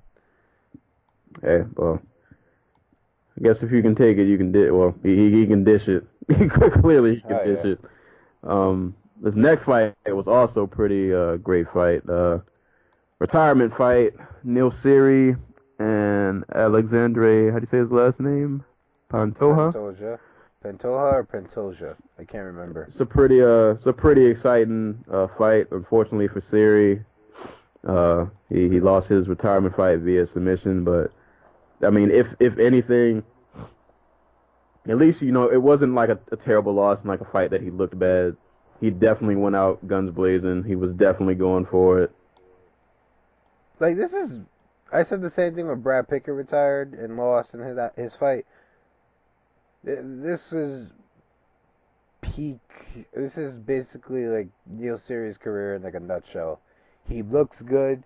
He gives like a tough test, But at the end of the day, he just kind of the other guy, the younger, um, uh, younger guy with the higher ceiling, just like takes the win over him. Yeah. But It sucks because Neil Series is a damn good fighter. Like his record's 16-13. Like that's probably one of the more deceptive records in MMA. Because he just started off his career just fighting whoever. He started off his career 1-4. So I don't know what weight he was fighting in, but I don't think it was flyweight. yeah, about to say he probably started off probably a weight or 2 weight classes above that, I'd imagine. Yeah. Like there's a dude who started his career like 7-8 in his first 15 fights, and turned it around to go like what was it, 8-5, while fighting in the UFC and Cage Warriors. So, dude's had a hell of a respectable career. He even looked good in this fight. Yeah, he didn't look bad at all. Like it was a pretty solid showing. And Neil Seary is how old again? Like I want to say he's like Got to be somewhere mid-30s. Neil Seary is a Lord damn it. He's a 37-year-old man who has been fighting for 12 years, who kept pace the entire fight with a man who was 10 years younger than him. Yeah. And landed some good shots. Absurd. Yeah. Like, he gave him a tough fight. And shouts to Pantoja, because this was probably, like, the smartest fight I've ever seen him fight. Like, he still got into, like, his wild exchanges on the feet, but he found an avenue that minimized risk and, like, he was dominating in when he was pressuring Seary into the cage. And just, like, working knees to the body there. So, that was good to see. I don't think he ever touches a flyweight title fight, but I look forward to Pantoja versus Smoka, because that'd be a great fight. Or Moraga. I'd probably rather see the Smoker. Actually, no, I wouldn't be mad at either of those. I don't know. I feel like Moraga might be able to. Actually, no, I can't really say that. I don't know. Yeah, either of those would definitely be good. But yeah, shout outs to Seary, man. You always always root for the retirement guy just because. But if anything, even if you lose, he put on a great fight. I feel like that's the best you can ask for. At this point. So best of luck to him, and whatever he chooses to do next after fighting. And yeah, shout out to Penn. I'm gonna butcher his name again. I'll just say Alexandre. Definitely put on a good performance, solid win, and got a finish in what was a pretty tough outing. This next fight, which I'm gonna add and say, KO of the night, is that still a thing or is that not? Yeah, it's performance of the night, and this one went to It went to Danny Henry and Daniel Tamor got fight of the night. Santiago Ponzinibbio and Paul Felder got performance of the night. No, Ponzi's your boy. This to me by and far was performance of the night. I don't think it's a question, because I can't remember the last time. Actually, you know what, I can. I think the last time I've seen something remotely close to this was the Bosch fight. I can't remember the guy he fought, but he kind of tossed him on his head too.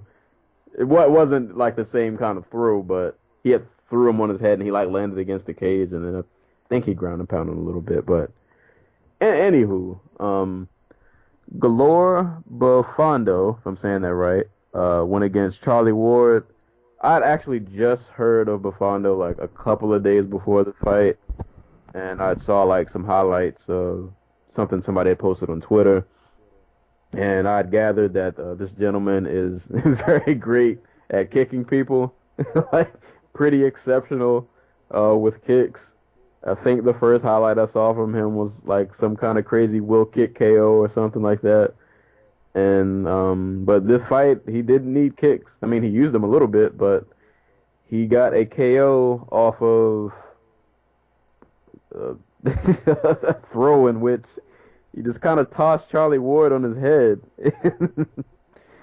Yeah, he literally just Like tossed Charlie he Ward on was his head. literally just like, and Maybe like toss. He just shrugged. yeah, him on like his they head. were. It looked. It was like a typical like we're clinching or like we're having our little battle against the cage, and now I'm just gonna just kind of shrug you off of me to get you, so I can create space. But instead of creating space, he just threw the man on his head, like, and like you knew the KO, like I knew it instantly, like, cause when Ward hit the ground, he just kind of had that look, like he didn't know what was going on. Like as soon as he hit the ground, you could just tell, like, he's clearly not here right now. And Like Ward hit the ground like your drug friend, like when he stumbles right. off the corner, and like he just hits the ground, and you think he's just killed himself. Like he's just walking down the street, just like trips over his ankles and just lands like dome first, where his neck just like Yeah. looks like it's like breaking. I thought it was. I mean, I guess it's hard to say because obviously I've never really been thrown like that, so this is just me speculating. Jim, couch warrior, but I would think that if someone threw me, I would try to like break my fall or like put my hand out or Land better. yeah. And That was like okay, like for those who don't know, Charlie Ward is training partners with one Conor McGregor, and that's the only reason he's in the UFC. Like, don't get me wrong, he's probably tough as nails or whatever. But like he if we were talking like just straight up like just straight up ability and accomplishment, Charlie Ward probably is in the UFC. So I'm not surprised he didn't know how to land not on his head.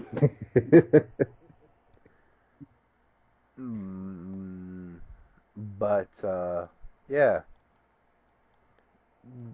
I don't think that's how you land No. when someone tosses you. Not at all. Like, here's the thing though, like it's not like I keep saying toss. It's literally just shrugged, because prior to being thrown on his head, like Ward was going for his own trip takedown. Buffando had literally just countered him. It was literally just tossing him off of him so he could go back to striking. Ward, like his feet just leave the ground as Buffando is throwing him, and he lands on his head. Not on his shoulder, not on his forearm, like not with either one of his legs on the ground, but on his head. Like literally on his head. And like he followed up with some ground and pound. I don't even know if that was needed. Like, Well, in all fairness, it was like blink of an eye. Like Buffando's really fast. yeah. I mean, and you probably don't expect to get a KO off of that. So I mean, it's probably just natural that he followed up. But Yeah. yeah, man, he just.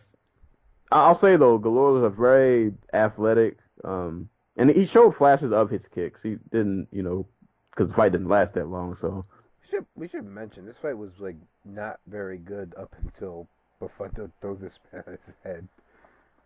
that wasn't Like, it wasn't a whole lot really. There was not much happening. But Like the crowd was actually booing because Buffando refused to just like straight up brawl with Ward. that throw was amazing. And shout outs to oh god, what is her name? Is it Esther Lynn, photographer?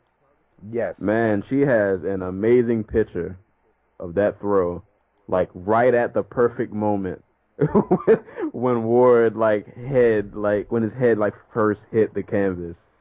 Where literally his head was the only thing Right. keeping him on the ground. Right. She put, man, that picture. I follow her on Twitter. Man, she's like the god MMA photographer.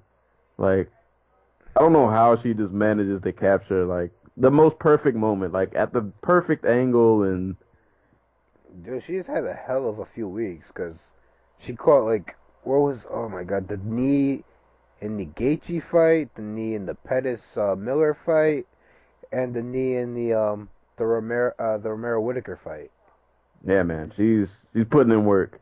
she's she's putting in work. Whatever check she's getting, she is definitely earning them. But And she's working the Mayweather McGregor fight. oh boy, So more to come.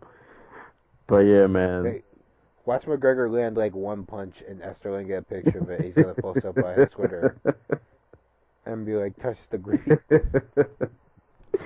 But man, shout outs to Galore. One of the more unique KOs you'll probably see all year. Yeah. And then I guess to mention, since this did get fight of the night, Danny Henry and Daniel Timur, really awesome striking match. Pretty much what this was. I didn't realize how small Timur was.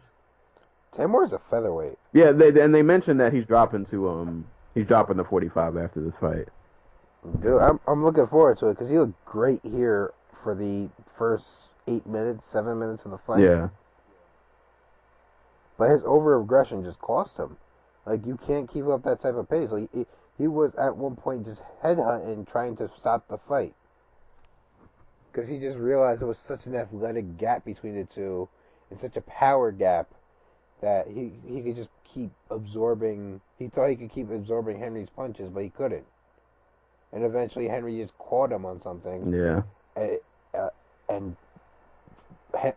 Tamor's just gas tank just emptied out. I'm honest to God surprised he didn't freaking get stopped. Dude's crazy tough.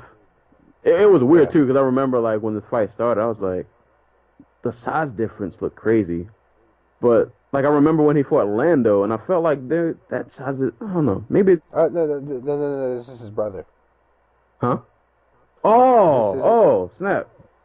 Yeah. Okay. I was wondering. I was like, hold on, it couldn't be the same. Okay. Oh no, they did mention that during the broadcast too. Yeah, this is crap. So what's the brother's name?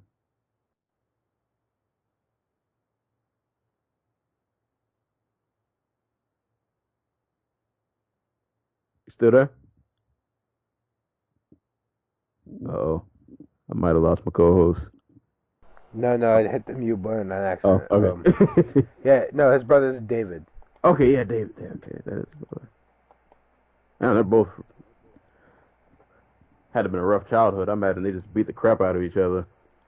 Dude, they were, according to the broadcast team, they were literally just going to Thailand at like 14, 15 years old to go get like professional training. Mm. But yeah, him at 45 would definitely be a good move because you could definitely clearly see he was kind of just Henry was just so much bigger than he was, and I mean not to take away from his skill set or anything, but the size difference was very, very visible. So yeah, him at 45 definitely would probably be a good look for him, and imagine he's going to put a couple kickboxing clinics on a few people down there. But yeah, that was definitely worthy of fight of the night. Not mad at him getting that at all. It was pretty back and forth, but yeah, eventually Henry just kind of ended up taking over, and Timur just the gas tank was empty. He was just kind of running on fumes, but kind of just wasn't enough to get the W out. I can't really comment on the prelim fights because I think I saw part of the Brett Johns fight, but not enough to even. I think I saw like the very end of the third, and but Brett Johns got a unanimous decision over Albert Morales, and from what I'm hearing, Leslie Smith had a great showing against Amanda. How do you say her last name? Lemos. Lemos. But I also missed that fight. But I heard it was pretty entertaining, so I got to go back and catch that one. Yeah, Lemos looked good for like the first 5 minutes of the fight, but by the end of the first, it seemed pretty clear that she could not keep up the pace that Smith was fighting at. Like she has some of the fastest hands I've ever seen on like a female MMA fighter. Like she is just straight up like Amanda Nunes like in her younger days. But I think she's slightly more technical than Amanda Nunes used to be, like when she was at the same point in her career. But she is so small for 135. She's a 125er through and through. God, they need to make that division. They just start. They have the division. They just need to start booking fights for Right. it. Like there are girls who want to move up and move down. Like, what was the girl's name who fought Ashley Evans Smith? And was just like doing spinning shit on her. It's not Caitlin. It's not Caitlin Vera. It's It is Caitlin Vera. Caitlin Vera. There we go. No, it was Veronica. No, it was Veronica Macedo. Like, she is a prime example of somebody who needs to be at 125. She is too talented to not be in the UFC or not have a big stage to fight on, but she's also only 5'4". Oh yeah, that's oof. Get her, get Lemos, get Calderwood, get Harrigan, get Rawlings, get like all these women who struggle in their weight class and just let them fight at 125. Right. And it won't be, you know what I'm saying? It's not like, it won't be like a 45 situation. Like, you're instantly going to have, like, a roster. Or at least, like, a solid top 15. And, like, I get they want to do the show and, like, have all these people on the show, but, like, they had Paige Van Zandt and, God, who else was fighting? Like, Joanna Jędrzejczyk and Claudia Gadelha. Like, these women were fighting in the UFC before the Tough Show ended. So... maybe they just want to wait to announce the the fighters that are going to be on the show. But like, I think they should just go for it and just like let these women start fighting at their natural weight class now. Yeah. Get the wars in while you can, you know. Yeah. And it'll be better than the shenanigans at 45 where nobody even knows what's going on. Where there are literally like three fighters and right. one of them might move back to 135. Right, like 25, man. It's a lot of potential just going on over there. You could have so many awesome fights.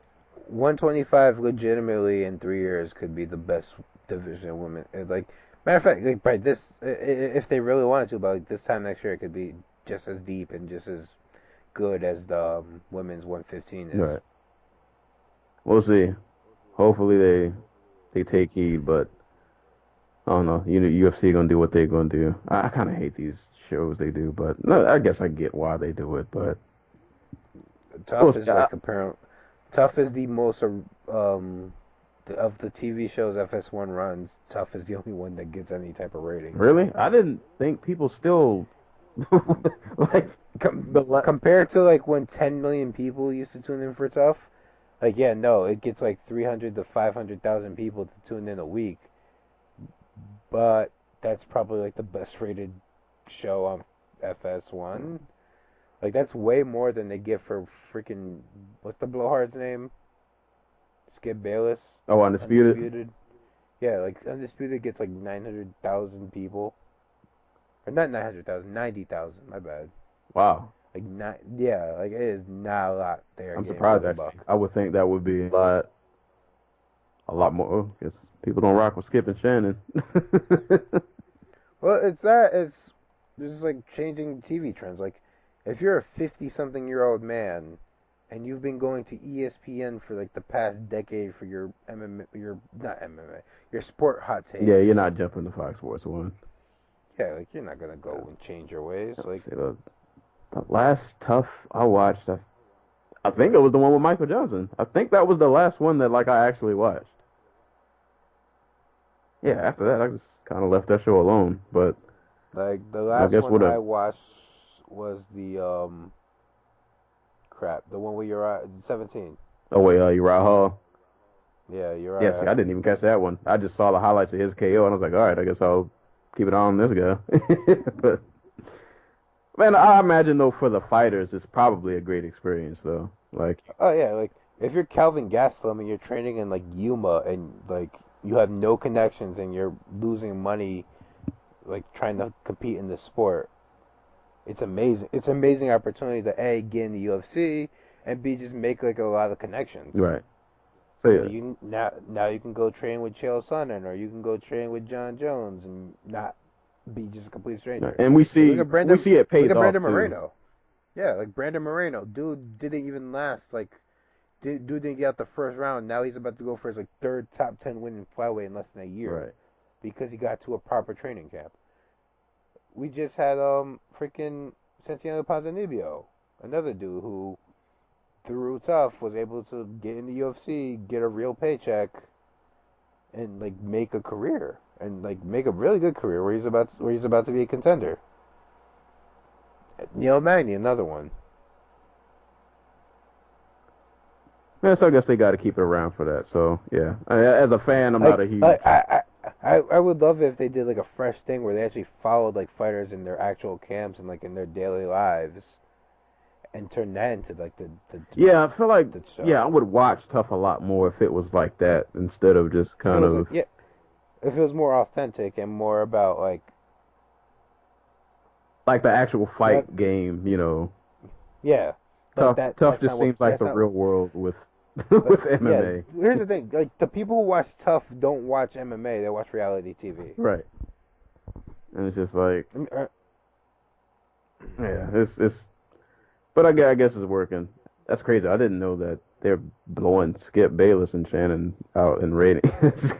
Well, it makes sense because like Bayless, I think they come on during the day, right? Well, most shows do though, because like Tough comes on at like prime time. yeah, that is true. But a lot of sport shows come on in the day though. Like I remember, like I can't remember if First Take is still a thing, but I used to watch First Take all the time, and First Take comes on at like 9 in the morning. First Take, I think their ratings. I can't. Oh God. I want to say like ratings wise, they did about what Tough does. Like they do like 500 to 600,000. And Skip Shannon, y'all gotta step it up. Getting 90,000, man. It's not good numbers, man. Ugh. I don't think Bayless cares. He's guaranteed to get paid. So yeah, he's winning either way. Man, both of them probably getting paid pretty decent. But so we're coming up on almost 2 hours. We covered a lot though. We definitely covered a lot. I guess before we end, as always, pardon shots and shout outs. I'm gonna quickly go through. I'm gonna quickly just do 3 shout outs. First shout out, you mentioned him earlier. I'm just gonna reiterate because I'd mentioned him 2 podcasts ago. Logan Storley made his Bellator debut, won by TKO with elbows. I did not see the fight, but I heard it was pretty typical Logan Storley fight where he takes you down and just kind of mauls you. So, he's definitely somebody to keep an eye on. Second shout out will go to one man named Jimmy Flick, who fought recently on LFA 16 this past weekend and pulled a pretty big upset against former UFC fighter Johnny Bedford. I can't remember the odds, but I know he was a pretty big underdog in this fight. And he managed to pull off, I think it was a rear naked choke. Yeah, he was a plus 350 underdog, and Bedford was a minus 500 favorite. And Flick put him to sleep. So shout outs to Flick. Easily, probably, I'm guessing, the biggest win of his career. And my last shout out, Glory Kickboxing had a very good card this weekend. If any of you guys have Sling TV, you can. They show replays, so you can actually just search the event and you can rewatch the entire thing. I think they also have it on ESPN3.com. You can watch it on there also. But they had a welterweight tournament, and Kevin Vanistron, if I'm saying his name right, he was the winner of the tournament. And this guy, man, just one of the most violent displays I've seen in the Glory tournament in a long time, man. The first round, he pretty much just slaughtered a guy, just blitzkrieged him until he just won the fight. And then in the finals, he met Giga Chikadase, if I'm saying that right, who is a very talented fighter. His first round of the tournament was a pretty tough fight. He met Van der Strand in the finals, and Van der Strand kind of put it on him, man. And yeah, man, it was that whole card was really awesome. But Van der Strand for me was like the highlight, just brutal violence every time he got in the ring. Glory continues, man. They put on great cards, man. You guys get on the kickboxing wave. There's so many talented fighters in the world of kickboxing, and Glory had a card. I think Crush had a card this weekend. It was a lot of kickboxing this weekend. That was awesome. And I want to say Kunlun Fight had the card. Yeah, too. they did. Yep. Because what's her name lost? Kahan lost, so. I can't remember if it was Crush or Kunlun. It might have been Crush. Somebody had a really wild flying knee KO that I saw. That was Crush, yeah. It was Crush. It was Anpo. Yeah, man. If I remember that knee right. was man, straight Sagat Street Fighter. But yeah, man, there's a lot of great kickboxing this weekend. So yeah, you guys should definitely give kickboxing a look. I say it every time, but there's so many talented fighters in the world of kickboxing that need more recognition, need some more views. So, but those will be my parting shots and shout outs. I got a parting shot for Robert Guerrero. We gave one to Neil. We shout out Neil Siri retiring earlier. Robert Guerrero. He fought on Fox this past Saturday. It was sad. Like, that's all I can say for that. Like, it was really sad. This is a dude who was once really, really good, and he looked like a shell of his former self, as fighters do eventually when they don't go away. And he retired after his performance. I don't know how much that means, but if this is really the end, just shouts to him. I hope he does well in whatever he does next in life. Like, someone pointed this out. Robert Guerrero has lost on like every major network for PBC. Ouch. Like, he is the proverbial jobber. Like, hold up, he lost to Danny Garcia on what I want to say was CBS. Now I gotta get this right, because he lost to Thurman for them. He lost to Figueroa on Fox. Like, I want to say he lost on like ABC, CBS, and Fox. And he should have lost on ESPN because he should have lost to Aaron Martinez. Hey, man, they keep calling him to the big show. Oh, no, that was on NBC. So, let's see. Like, he did, like, oh, God, where is it? Thurman? He loses to Thurman on NBC. Loses to Martinez. He should lose to Martinez on NBC. Loses to Garcia on Fox. Loses to Peralta on Spike. And loses to Figueroa on Fox again. So, you know, consistency. He probably was still collecting some pretty good checks, I imagine, though. Oh, hell yeah. he made it to the big show a bunch of times, so. Okay. Next parting shot is for Invicta FC, I guess. We didn't get to talk about it, but they had a pretty good card up until the main event. Karina Rodriguez showed out. Miranda Maverick showed out. Suna Davis' daughter and Felisa Spencer showed out. Like, Invicta has always been a place for prospects. Like, I think people forgot that because Sarah McMahon and Shayna Baszler, Alexis Davis, and like Cyborg, they were all there at the launch, but nobody thought much. I shouldn't say that. This was also the place where like Torres and Namajunas and Esparza and all these other fighters like built their reputation. Right. Waterson. Yeah, and like to I'm not saying like these guys fight like Miranda Maverick is going to go on and be just as good as Claudia Gadelha or something, but they are at the same position. She is the same position someone like Tisha Torres was when she made her debut in the Victor Cage. So that's what I'm trying to get at. They're still out here. They're still helping these women get fights because it's still so hard for women to get fights. Like we kind of take for granted now that we see women fighting on every other UFC card. Right. If you, especially if you're like a 145er, like it's next to impossible to get fights. Shout out to Shannon Knapp, man, for running that organization. Yeah. Yeah, she's done a really, really good job over there. I'm kind of split on who to get this last one to. So, shouts to Amanda Serrano, who's fighting again on Friday. This Friday. Yeah, Friday, my birthday. She's gonna be fighting Edna Kiss in Puerto Rico. She is, as far as I know, Puerto Rico's only 5-division world champion, man or female, or male or female.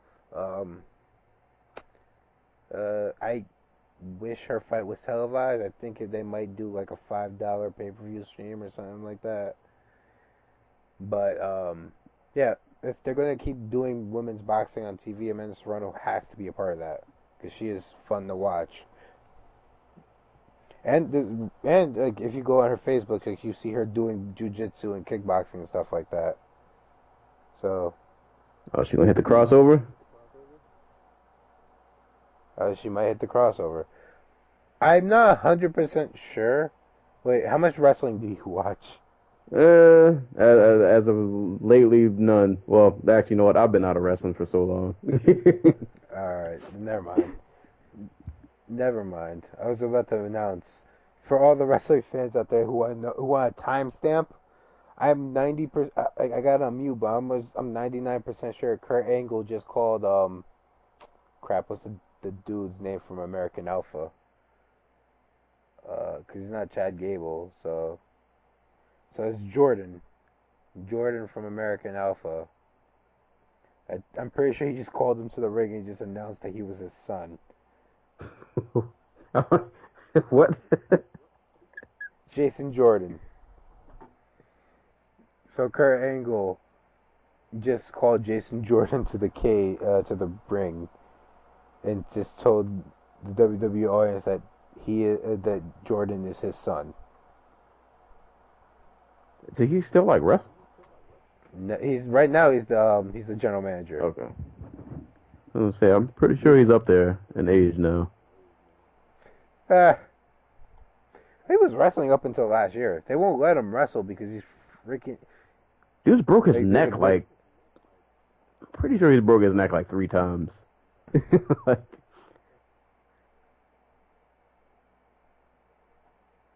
But he was a phenomenal wrestler, though. He was one of my favorites when I used to watch like semi-avidly. Yeah. So the timestamp. Jordan, Jason Jordan's now Kurt Angle's son in kayfabe. I gotta look up a picture of the guy now, just to. Oh my God, he's something out of like a Vince McMahon wet dream. Oh Lord. Except he's not white. They say I don't think he's white. Hold on, let me see. Hey, no, he's not white. Yeah, that is really tanned. Yeah, could be tan. You never know. I can't tell with these wrestlers sometimes, man. Speaking of, the Hardys are about to wrestle. No, actually, you know what? I'm pretty sure they're really old, but hey, man, if they can still jump off of a ladder, why not? Probably not. Jeff Hardy fell off of a cage last year head first. Oh Lord, that's not good. And landed on the steel stairs outside. Oh my God. All right, yeah, but And then it's not. he was back wrestling like weeks later. That's not good. He is like invulnerable. It is insane.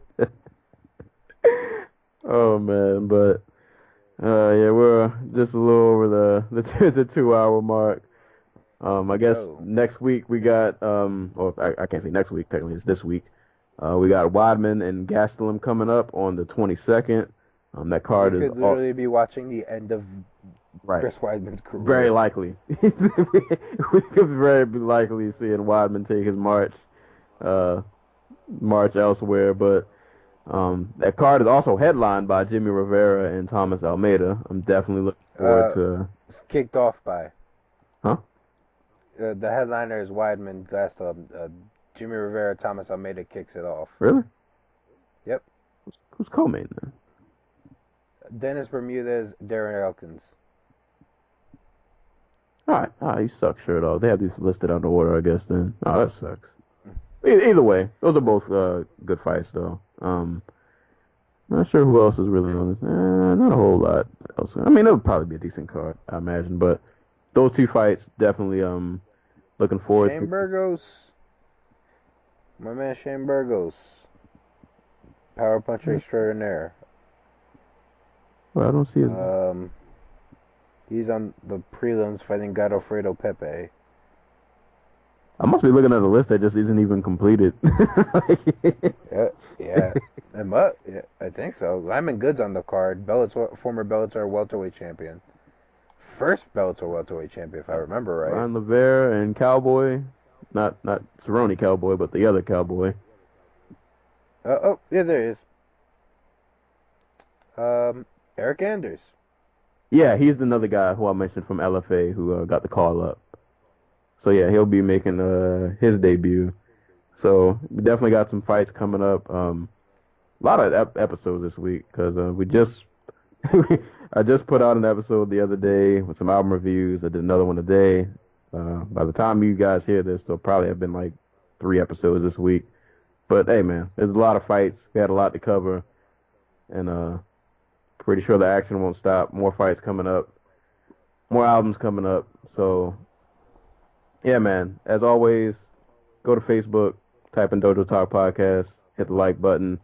I've been trying to keep an eye on this SoundCloud situation because apparently nobody knows if SoundCloud is still going to be around for much longer, but I don't really know what's going on there. But episodes will still be posted on SoundCloud until they eventually fade away, if that ends up happening. But on SoundCloud, on YouTube, I've been thinking about possibly putting these also on iTunes or Stitcher, so I'll let you guys know if that ends up happening.